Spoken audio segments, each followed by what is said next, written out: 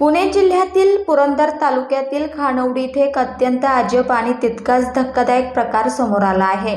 मंत्री छगन भुजबळ यांच्या पुणे दौऱ्यादरम्यान पायलटकडून मोठी चूक झाली आहे। पायलटने चक्क कार पार्किंग मध्ये हेलिकॉप्टर उतरवलं आहे। यामुळे घटनास्थळी एकच खळबळ उडाली। राष्ट्रवादी काँग्रेसचे ज्येष्ठ नेते आणि मंत्री छगन भुजबळ आज पुणे जिल्ह्यातील पुरंदर दौऱ्यावर होते।